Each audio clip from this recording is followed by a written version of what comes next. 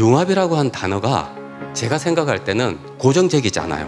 융합이란 단어 자체가 굉장히 확장성을 가지고 있습니다. 융합이라고 하는 것은 그 동사적으로 해석이 되죠. 그런 관점에서 이제 융합이라고 하는 단어를 써서 저희들이 이제 융합 연구라는 것을 만드는데요. 저희들이 봐야 될 점은 경계 없는 어떤 다양한 시도와 발상의 전환, 새로운 접근으로서 만드는 창조와 혁신의 완성점이 아닌 출발점이다. 출발점으로서 융합을 갖다가 봐주실 필요가 있겠다라고 이렇게 말씀드리겠습니다. 융합 연구 왜 해야 하나? 라는 말씀을 갖다 드릴 차례가 된 것 같은데요. 제가 그냥 간단하게 말씀드리면 너무 절박해서 그렇습니다. 저희가 처한 상황이 너무나 절박하다. 첫 번째 소멸은 국토 소멸입니다. 저희 22년 5월 달에 하와이에서 측정한 CO2 평균 농도가 421ppm을 기록했습니다. 지구의 역사를 연구하는 지구과학자가 이렇게 찾아보면 410만 년 전에 플라이오세라고 하는 온난기 CO2 농도와 같은 정도입니다. 그럼 이때 우리 지구의 바다의 수면은 25m 더 높았다라고 이렇게 분석이 돼요. 지금 수면이 25m 더 높다라고 생각을 하면 저희 지금 부산이라든지 인천 해안 도시들은 다 소멸합니다. 지금 빨간색으로 표시되어 있는 것은 그 지역사회 커뮤니티가 소멸할 것으로 예상되는 지역입니다. 1970년도에는 한 명의 가임 여성이 출산율이 4.53명이었죠. 그러다가 1990년이 되면서 2명이 깨집니다. 90년에서는 1.57명이 되죠. 2020년도에 0.84명입니다. 5천만이라는 인구와 우리만한 국토를 가지고 있는 국가 중에 이런 출산율을 가지고 있는 나라는 전 세계에서 불행하게도 대한민국 한 곳밖에 없어요. 그리고 4차 산업혁명과 미중 패권 경쟁 이야기를 하면서 우리가 이런 상황에서 잘 대응을 하기 위해서는 많은 기술 개발이 필요하다라고 말씀드리려고 했는데, 과거에는 중국은 가성비 좋은 완제품을 만들어서 우리한테 팔고 우리는 장비라든지 중간재를 중국에다 판매하는 그런 형태였죠. 그런데 어느샌가 바뀝니다. 중국의 저렴하면서도 성능 좋은 부품 없이는 제품을 못 만드는 상황이 됐고요.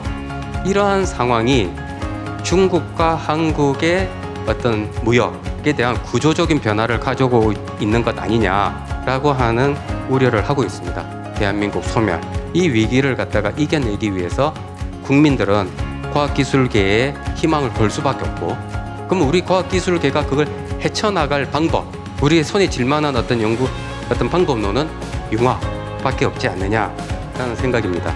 새로운 융합을 만들기 위한 노력이 감소할 수 있기 때문에, 그래서 제가 생각하는 융합은 나무와 닮았다. 나무가 가운데 있는 걸 심재라고 해요. 더 이상 성장하지 않는 나무를 받쳐주는, 어떻게 봐보면 더 이상 발전하지 않는 기초 우리 과학 학문 분야에 해당하겠죠. 그리고 이 변제라고 하는 것은 더 이상 세포 분열은 일어나지 않아요. 하지만 세포 자체가 성장을 하면서 우리의 한참 성장하고 있는 학문 분야, 그리고 여기에 있는 부름켜라고 하는 형성초가 새로 성장하는, 새로 만들어지는 분야입니다. 올해의 생장점 부름켜는 내년에도 생장점이 아니에요. 내년에는 나이테가 됩니다. 생장점은 새로 만들어져야 되죠. 그래서 융합도 나무의 생장점처럼 매번 새롭다 라고 이렇게 말씀드리고 싶습니다. 새로운 융합의 시대를 선도하기 위해서 산학년 주체 간 상호 협력이 어느 때보다 중요하다고 보여집니다.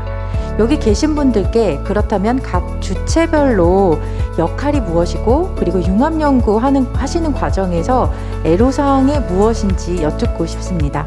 서로의 언어가 다르다라는 그 부분들이 있었어요. 보면 전공이 다른 연구자들 사이의 언어도 상당히 상이하고 좀 어려운 게 있는 반면, 산학연 간의 어떤 서로 다른 어떤 롤을 하고 있는 주체들 간의 언어도 상당히 다르다라는 거에 대해서 우리가 꼭 기억을 좀 했으면 좋겠습니다.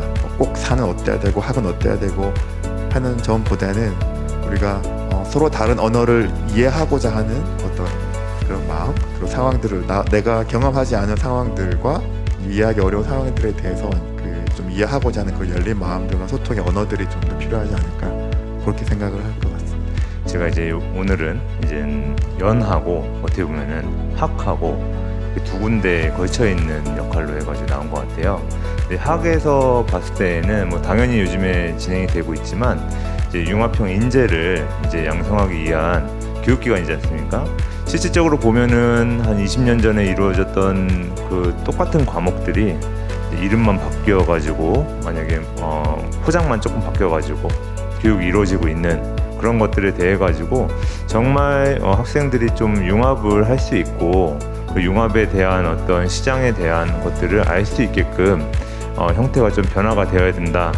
그리고 뭐 산이나 연은 그에 맞춰 가지고 그 인재들이 다시 연구를 할 수 있고 활성화될 수 있게끔 만드는 게 가장 중요한 것 같고요. 두 번째 질문에서는 이제 애로사항을 이제 말씀하셨는데 애로사항은 많죠. 리더가 바뀜에 따라서 그리고 리더의 성향에 따라 가지고 이 융합 연구가 인정을 받을 때도 있고 그리고 어떤 리더한테는 이 융합 연구가 왜 이게 융합 연구가 되느냐라는 이제 어떤 핍박을 받는 경우도 발생을 해요. 위에서 이끌어주시는 과학자분들도 그런 융합 인재 그리고 융합 연구를 하기 위한 어떤 프로그램이나 아니면은 굉장히 많은 정보들을 수집을 하셔가지고 서로 같이 좀 큰 연구를 할 수 있도록 해주시는 게 가장 중요할 것 같습니다.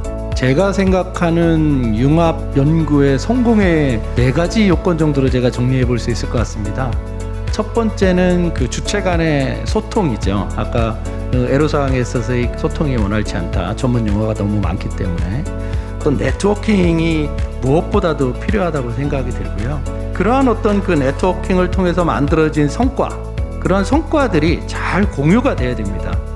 연구자 간뿐만 아니고 그러한 어떤 그 결과의 산업계로의 전달이 돼야 되고 그리고 또 정책 입안자들에게 또 전달이 되어서 또 다른 어떤 그 정책에 반영이 되도록 하는 부분이 필요할 것 같고요. 그에 또 세 번째 단계는 융합 문화의 확산이 필요합니다. 산학연에 대한 부분을 말씀을 해주셨는데요. 무엇보다 중요한 게 또 관입니다. 산학연관이 또 중요한 역할을 해야 된다고 생각하는데요. 이 4가지 요건에 기초적으로 저희는 융합적 사고를 갖고 있어야지만이 아까 리더가 중요하다고 말씀을 하셨는데요. 융합적 사고를 갖고 있는 인재 양성이 필요하다. 그러한 어떤 그 융합에 대한 인재 양성, 융합 연구에 대한 부분을 좀 더 예산적으로나 사업적으로 지원할 수 있는 정부의 적극적인 정책이 저는 필요하다고 봅니다. 산학연을 저는 좀 비유를 해보고 싶은데요. 우리가 굉장히 가치가 높은 히토류를 캐내야 돼요.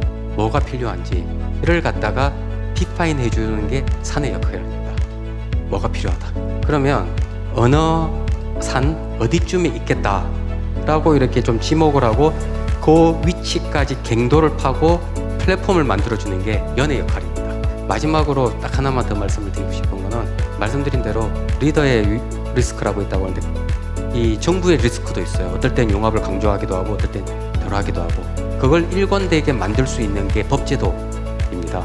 사실 다운스트림에 해당하는 산업융합조치법은 잘 만들어져 있는데 그 업스트림에 해당하는 R&D 부분에 있어서는 우리 과학기술기본법 17조에 잠시 나와 있는 문장밖에 없어요. 융합연구의 중요도에 비해서는 법제도가 굉장히 미비하다. 이 부분에 대해서 저희 과학기술계가 목소리로서 필요하다는 말씀을 해주셔야 한다. 그렇게 말씀드리겠습니다.